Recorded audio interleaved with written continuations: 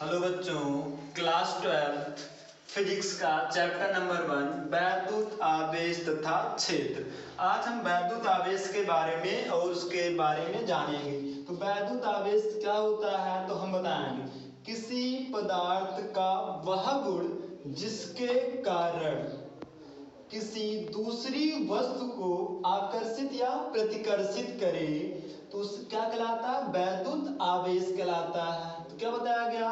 दो वस्तुएं होंगी, एक दूसरे को अपनी ओर क्या कर सकता है? खींच सकता है, या दूसरे को क्या कर सकता है? अपनी दूर से रिपल कर सकता है। तो वही गुण जो होता है वैद्युत आवेश कहलाता है। तो सिंपल में कह सकते हो, दो वस्तुओं का वह गुण जो एक दूसरे को क्या करे? अपनी ओर खींचे, या दूसरे को क्या करे? अपने स्थान से दूर करे, उसे हम क्या कहते हैं? वैद्युत आवेश कहते हैं। वैद्युत आवेश कितने प्रकार के होते हैं? दो प्रकार के, धन आवेश और ऋण आवेश होते हैं। तो धन आवेश क्या है, ऋण आवेश क्या है, इसके बारे में और चलो देखते हैं। तो धन आवेश क्या होता है? मान लीजिए दो पदार्थ हैं, एक पदार्थ A है, दूसरा क्या है? B है, और A में से इलेक्ट्रॉन जाता है, किस में जाता है? B में जाता है। क्या जा रहा है? इलेक्ट्रॉन जा रहा है। तो यहाँ से A में से जा रहा है इलेक्ट्रॉन, B में जा रहा है। जिसमें से इलेक्ट्रॉन निकलेगा उसके पास क्या आएगा? प्लस आएगा, मतलब धन आवेश आएगा। और किस में गया है? B में गया है, और जिसमें जाएगा उसके पास क्या आएगा? ऋण आवेश आता है। अर्थात जिस इलेक्ट्रॉन निकलने पर ही धन आवेश आता है, अर्थात धन आवेश में क्या होता है? इलेक्ट्रॉन की कमी होती है। और ऋण आवेश में क्या होता है? इलेक्ट्रॉन गया तभी ऋण आवेश आया, अर्थात इसमें क्या होता है? ऋण आवेश में इलेक्ट्रॉन की अधिकता होती है। सिंपल में कह सकते हैं धन आवेश तभी आएगा जब उसके पास इलेक्ट्रॉन कमी होगी, और ऋण आवेश कब आएगा? जब इलेक्ट्रॉन की अधिकता होती है, जो कि परिभाषा निम्नलिखित देख सकते हैं।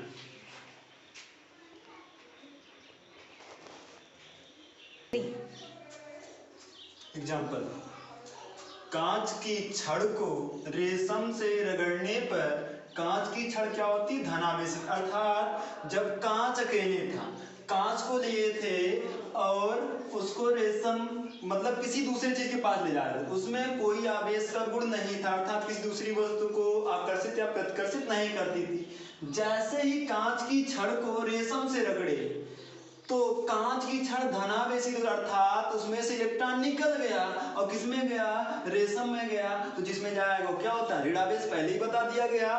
तो कांच की छड़ आवेशित हुई, कौन सा आवेश आया? कांच की छड़ पर धनावेश आया है, जबकि रेशम की छड़ क्या हुई है? ऋण आवेशित, अर्थात रेशम पे क्या आया है? इलेक्ट्रॉन आया होगा।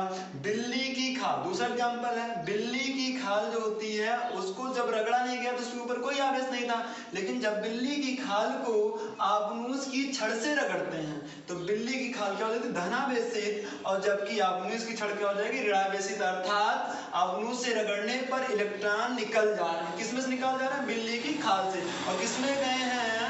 आबनूस की छड़ पर गए हैं। इस तरीके से इसके दो एग्जाम्पल हैं। अगली हेडिंग जो है मूल आवेश है। तो मूल आवेश क्या होता है? बहुत सिंपल है मूल आवेश। तो हम पहले देखते हैं, क्या बताएंगे? प्रकृति में पाया जाने वाला सबसे छोटा आवेश मूल आवेश कहलाता है। एक बार फिर से देखते हैं, क्या बताएंगे? प्रकृति में पाया जाने वाला सबसे छोटा आवेश, सबसे छोटा आवेश कौन है? प्रकृति में इलेक्ट्रॉन है। इस इलेक्ट्रॉन छोटा कोई आवेश नहीं होता, जिसे हम क्या दिखाएंगे? ई से प्रदर्शित करते हैं। तो फिर से बताएं, प्रकृति में पाया जाने वाला सबसे छोटा आवेश मूल आवेश कहलाता है। लिख देते हैं इसको कि प्रकृति में पाया जाने वाला, प्रकृति में पाया जाने वाला सबसे छोटा आवेश, प्रकृति में पाया जाने वाला सबसे छोटा आवेश मूल आवेश कहलाता है। कौन सा आवेश? मूल आवेश कहलाता है। और इसे हम किससे दिखाएंगे? इसे स्मॉल ई से प्रदर्शित करते हैं, स्मॉल ई से प्रदर्शित करते हैं। अर्थात प्रकृति में सबसे छोटा आवेश कौन सा? इलेक्ट्रॉन। इलेक्ट्रॉन तो एक हमारे पास मूल आवेश ये हो गया, ई से प्रदर्शित करेंगे। अब मूल आवेश ये आपका है। रीडिंग है आवेश का क्वांटीकरण। आवेश का क्वांटीकरण क्या है?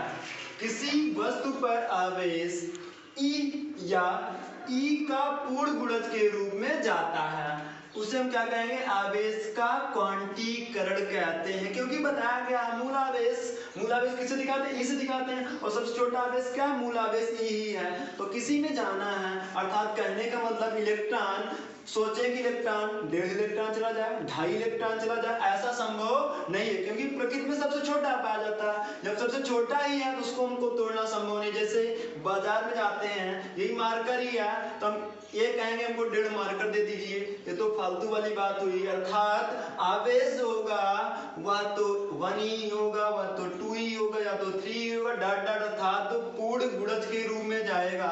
अर्थात आवेश आपका Q बराबर क्या होता है, NT। n क्या हो जाएगा यहाँ पे, जहाँ n क्या है 1 2 3 4 डॉट डॉट डॉट कर सकते हैं। यही आपका क्या है, आवेश का क्वांटीकरण है। तो अर्थात आवेश किस में जाएगा, E के पूर्ण गुणज में जाएगा, या तो E होगा, या तो 2 ही होगा, या तो 3 ही होगा, या तो 4 ही होगा, इस प्रकार में जाता है। आगे हम पढ़ेंगे कूलम का नियम। तो आवेश अगर समझे तो कूलम का नियम बहुत आसानी से आएगा।